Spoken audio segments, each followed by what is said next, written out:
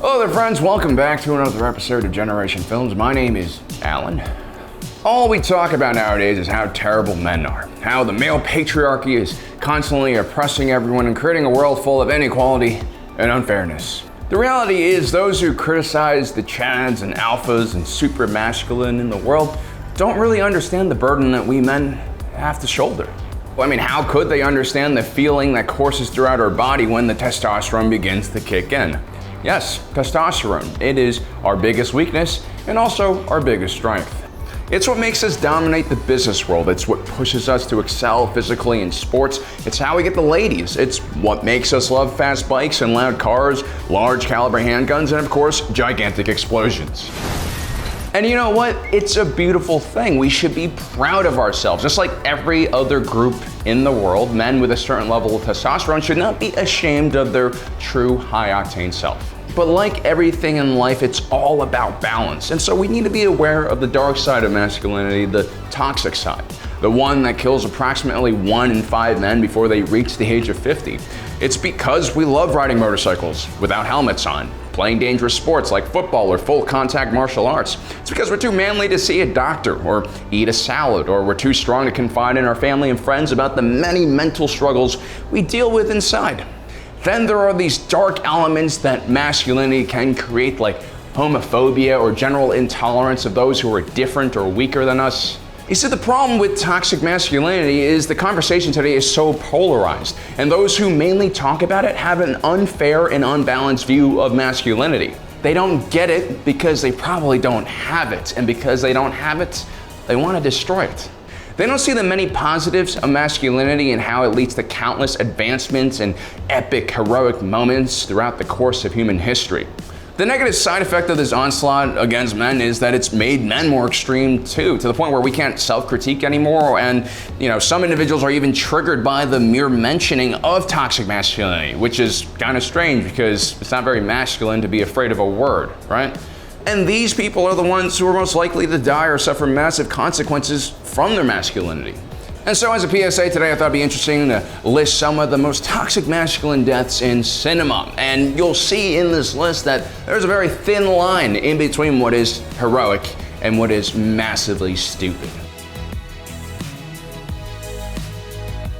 In the very near future, extreme sports won't take place on the planet's surface, but in the space above our planet. Crazy desperados looking for fame amongst the stars will pursue the extremely dangerous activity of slingshot racing. These are essentially rocket jockeys who use gravitational assist from planetary bodies to reach ridiculous amounts of speed and G-force. And amongst the most famous slingshot racers is Manio Espinosa. When a mysterious alien ring is discovered, it boots Manio Espinosa's own record-breaking run around Jupiter and Saturn off the news feeds. Manio is furious about this. Also, his girlfriend recently broke up with him because he's always flying around in space, and now she's dating his brother. And so what does Manio Espinosa do? Well, driven by the desire to win back his woman and the attention of the media, Manio charts a direct course for this newly discovered ring. Manio's goal is to fly directly through this ring at a ridiculous speed that he's been building up after months of continuous acceleration. The problem is the ring construct is created by aliens and has a magical defensive mechanism, a slow zone that freezes all fast-moving projectiles, whether it's a missile or a person in a rock hopper. Manio decelerates from tens of thousands of miles per hour to 0 in less than a millisecond. His body basically disintegrates. It's an epic death, but it's a toxic, pointless death. Ugh. In the post-apocalyptic wasteland of Australia, the Warboys are just one of many groups trying to survive. Brainwashed and indoctrinated in the cult of the V8 at a young age, these very impressionable and tumor-ridden boys have fallen victim to toxic masculinity in its most extreme form. And that is because they are culturally impoverished, and all the things that could protect them from manipulative and toxic authority figures like Immortan Joe, like education and reason, have died alongside the majority of humanity. During one battle with a rival gang, a warboy is struck by a relatively non-fatal crossbow wound. I think, I'm not a doctor. He could have just sat out the battle though and treated his injury, but no, instead he huffs some paint and, spurred on by his fellow warboys, takes 2 explosive tipped spears and kamikazes into an enemy raider vehicle, screaming "Witness me" into an afterlife that he'll never get to enjoy. Look, a lot of people blame Rose for Jack's death at the end of the Titanic. I mean, clearly the two could have laid side by side on that wooden board and survived the freezing cold waters of the Atlantic. But it's ultimately society that has failed both of these individuals. I mean, the same society that says put women and children on the lifeboat before men. I mean, I love the notion of the stronger and older protecting the weaker and younger, but as I said before, there's a thin line between heroics and toxic masculinity because there was clearly enough room on that wooden board for both of them. The society has taught Jack to be far too noble. The idea of inconveniencing Rose is not a line he'll ever cross, even if it kills him. And Rose, who's of the upper class, has most likely had men serve her and protect her whole entire life. It never occurred in her mind that maybe men need some help occasionally too, until it's too late. Jack Porkins, call sign Red 6, was a terrific fighter pilot. He actually specialized in low-altitude strafing runs and was a good choice for the Rebel Alliance mission to destroy the first Death Star. While on his first attack run, Porkins successfully takes out a shield deflector generator, but the debris from the explosion clips his X-Wing. Porkins, confident as always in his flying abilities, tries to hold the craft together. His wingman Biggs Darklighter, who can see the damage that Porkins ship from his own cockpit, yells for the pilot to eject.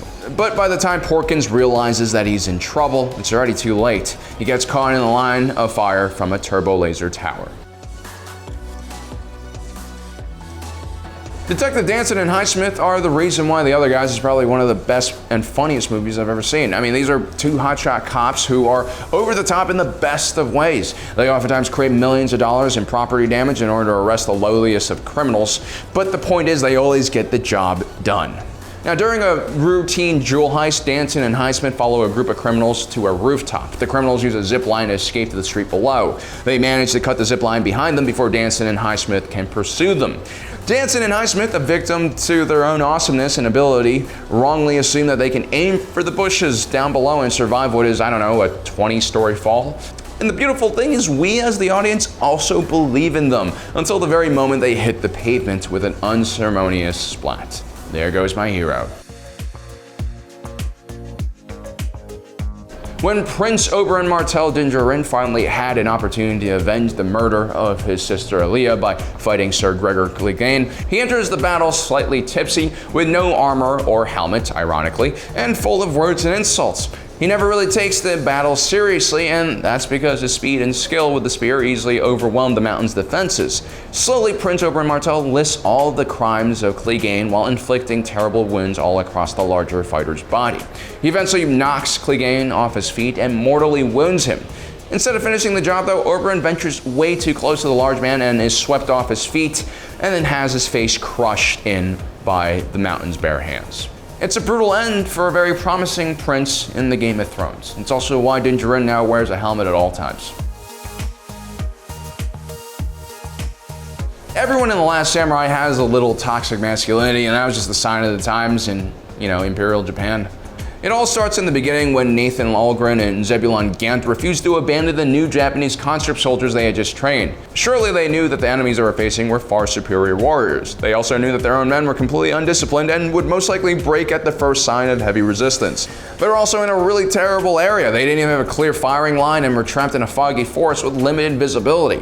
Both of these guys didn't even have to be at this battle, but they decide for honor's sake to take part. And not surprisingly, when the samurai charge, the Japanese Imperial line barely gets off one volley before they completely get routed.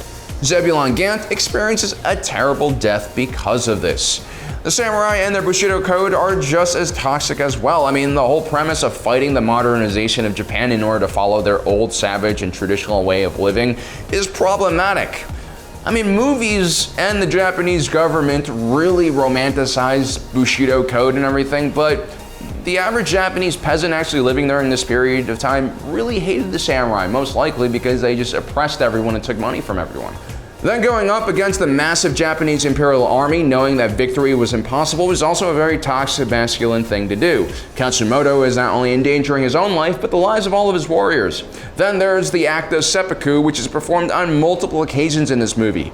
It's the idea that if you are defeated, that you must kill yourself for honor. So essentially, the samurai built a society in which if you make mistakes, you have to kill yourself. And we all know that mistakes are what help us learn and grow.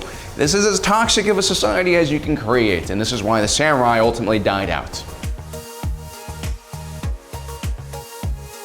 The Black Knight had one job, and that was to keep King Arthur and his men from passing over a bridge. He was a skilled combatant, but ultimately his swordsmanship was lacking compared to the mythical king. But even after losing his left arm, the Black Knight would continue to fight. After all, he could hold the sword in his right hand. But after he lost his other hand, the Black Knight, now clearly suffering from major blood loss, decides to keep fighting and begins kicking King Arthur. His tenacity is admirable, but King Arthur puts a quick end to his remaining mobility, and Anakin Skywalker's him. Was it worth it? Why was he defending the bridge? It's probably something based on honor and masculinity.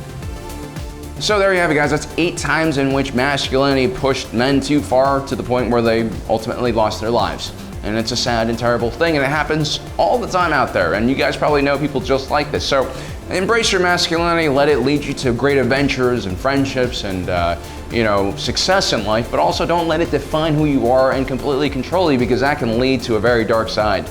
It's all about balance, guys.